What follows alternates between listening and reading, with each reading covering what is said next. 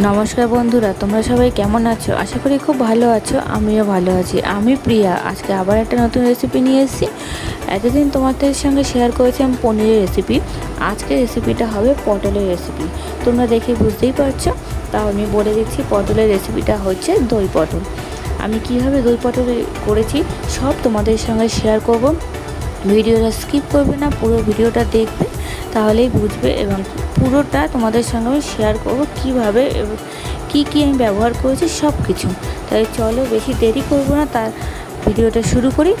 তার আগে বলি যারা আমার চ্যানেলে নতুন আছে চ্যানেলটাকে সাবস্ক্রাইব করো, পাশে বেল আইকন প্রেস করো নিত্য নতুন ভিডিও পাওয়ার জন্য। আর অবশ্যই করে কমেন্ট করো, লাইক করো আর ভিডিওটাকে শেয়ার করে দিও।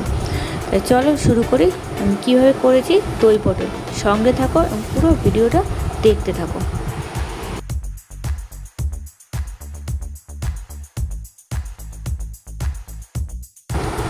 দই পটল করার জন্য আমি পটল নিয়ে নিয়েছি।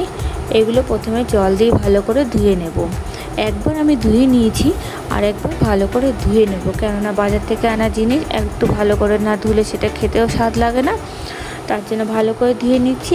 আর দেখো কাজু বাদাম নিয়েছি, এর মধ্যে আমি জল নিয়ে নিলাম, জল দিয়ে ভিজিয়ে রাখছি। আর নিলাম বাটিতে দই, যেহেতু রেসিপিটা হবে দই পটল।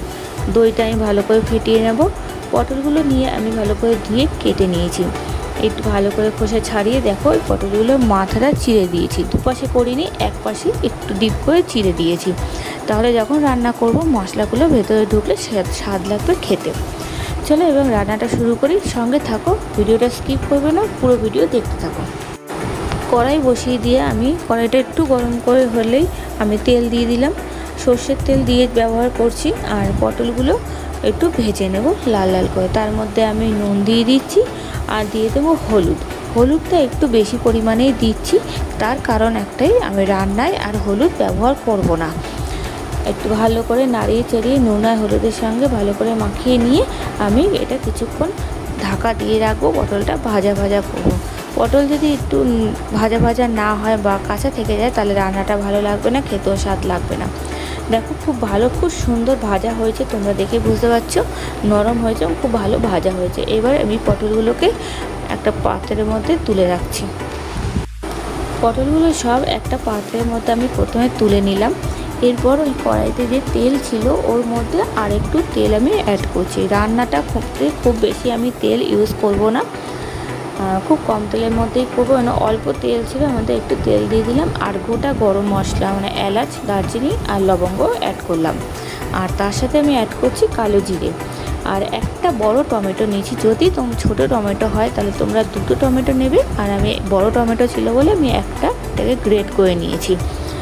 আর একটু সামান্য, খুব সামান্য আদা আর একটা লঙ্কা চিড়ে নিয়েছি।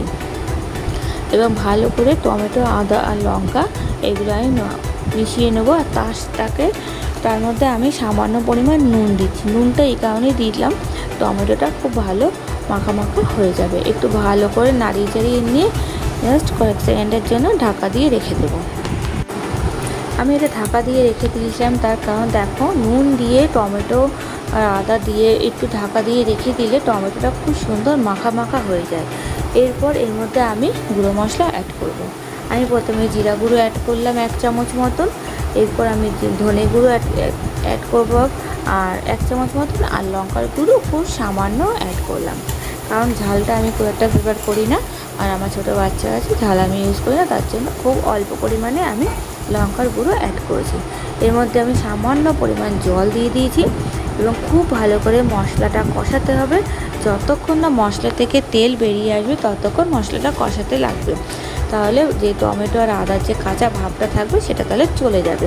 মশলা থেকে যখন তেল ছেড়ে আসবে তখন মনে হবে যে মশলাটা একদম রেডি হয়ে গেছে। দেখো তেল বেরিয়েছে। এর মধ্যে আমি যে কাজু বাদামটা বেটে রেখেছিলাম সেটা অ্যাড করলাম। তোমরা কাজু কিশমিশ দুটোই ইউজ করতে পারো। এটা যত মশলা পড়বে তত ভালো লাগবে, খেতে স্বাদ হবে। আর আমি এর মধ্যে টক দই ইউজ করেছি, কিন্তু টক দইটা আমি ফেটাবার সময় সামান্য নুন আর সামান্য চিনি দিয়ে দিয়েছিলাম। তার কারণ টক দই একটু চিনি দিলে মিষ্টি মিষ্টি ভাবটা আসবে। আর এটা খেয়াল রাখতে হবে টক দই খুব ভালো করে ফেটাতে হবে। তার কারণ যখন টক যদি ফেটানো না হয় তাহলে যে ছাঁকড়া ছাঁকড়া ভাবটা আসবে, খেতে স্বাদ আসবে না। আর ফেটানো থাকলে খুব সুন্দর গ্রেভি তৈরি হবে। তারপর এর মধ্যে আমি অল্প পরিমাণ নুন, অল্প পরিমাণ চিনি অ্যাড করলাম। এরপর মশলাটা খুব ভালো করে কষাতে হবে তেল ছাড়া অবধি।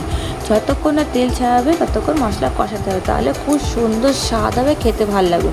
তোমরা খেয়াল করেছো এর মধ্যে আমি হলুদ ইউজ করিনি, কারণ আমি আগেই বলেছি আমি আর মশলায় হলুদ ইউজ করবো না। দেখো তোমরা তেল ছেড়ে এসছে, মশলাটা যত কষাবে তত খেতে ভালো লাগবে। এর মধ্যে জলটা খুব কম অ্যাড করতে হবে, তার কারণ এইটা ঝোল ঝোল ভালো লাগবে না। গ্রেভি কত কম হবে, মাখা মাখা হবে, তত খেতে স্বাদ লাগবে। গরম ভাতের সাথে তো অসাধারণ লাগবে, রুটি পাউডার সাথেও জাস্ট জমে যাবে। তোমরা একবার রান্নাটা করে দেখবে, আমি গ্যারান্টি দিয়ে বলছি তোমাদের খুব ভালো লাগবে। এবার আমি পটলগুলো অ্যাড করে দিলাম। পটলগুলো কেটে আমি মাথাটা চিড়ে রেখেছিলাম, একটু ডিপ করে একদিকে চিড়ে রেখেছিলাম, তাহলে যখন আমি মশলাটা নাড়াবো পটলগুলোর ভেতরে মশলাটা ঢুকবে, নুন মিষ্টিটাও ঢুকবে, তাহলে খেতে ভালো লাগবে। একটু কিছুক্ষণ ঢাকা দিয়ে রাখতে হয় ভালো করে। দেখো এপিট ওপিট পটলগুলো নাড়িয়ে নিচ্ছি। পটলের তো অনেক রকম রান্না তোমরা খেয়েছো, একবার এই দই পটল করে দেখো। আমার রান্না দেখে, আমার রেসিপি দেখে আশা করছি তোমাদের খুব ভালো লাগবে। আমি কিছুক্ষণ ঢাকা দিয়ে রেখে দিলাম, বেশিক্ষণ ঢাকা দিতে হবে না, কারণ রান্না আমার একদম রেডি হয়ে গেছে। তোমরা শুধু কালার দেখো আর বলো কীরকম রান্না হয়েছে।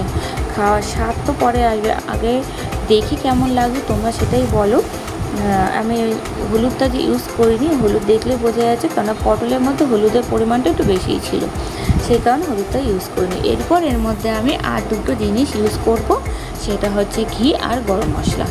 সানরাইজের গরম মশলা আর অল্প পরিমাণ ঘি আমি অ্যাড করে দিয়েছি এবং ভালো করে একটু মাখিয়ে নেব। তারপর সার্ভিং বলে সার্ভিং প্লেটে রেডি করে দেবো। তোমরা শুধু দেখে বলো যে কেমন লাগছে। আশা করি তোমাদের রেসিপিটা খুব ভালো লাগবে। তোমরা একবার অবশ্যই বাড়িতে ট্রাই করো, আমাকে কমেন্ট করে জানাও যে কীরকম লাগলো আর তোমাদের দেখতে কীরকম লাগছে এটা একটু বলো। খেতে তো অসাধারণ হয়েছে।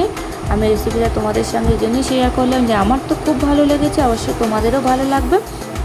তোমরা কিন্তু ট্রাই করে আমাকে কমেন্ট করে অবশ্যই জানিও কীরকম লাগলো। যারা আমার চ্যানেলে নতুন আছো তাদেরকে অবশ্যই করে বলো আমার চ্যানেলটাকে সাবস্ক্রাইব করো, পাশের বেল আইকন প্রেস করো আমার নিত্য নতুন রেসিপি এবং ভিডিও পাওয়ার জন্য। আর যারা কমেন্ট করে অবশ্যই জানিও, ভিডিওটাকে শেয়ার করো। আর আমার বন্ধুরা অবশ্যই কমেন্ট করে জানিও কিন্তু তোমাদের কীরকম লাগলো। চলো এবার সার্ভিং প্লেটে আমি সার্ভ করে দিচ্ছি, সুন্দর করে রেডি করে দেব গরম গরম দই পটল। কেমন লাগলো কিন্তু অবশ্যই জানাবে তোমরা। তাহলে আজকের রেসিপি এই অবধি, আবার নতুন একটা রেসিপির সঙ্গে খুব তাড়াতাড়ি তোমাদের সাথে দেখা হবে। তাহলে আজকে এই অবধি, তোমরা সবাই সুস্থ থেকো, ভালো থেকো, টাটা।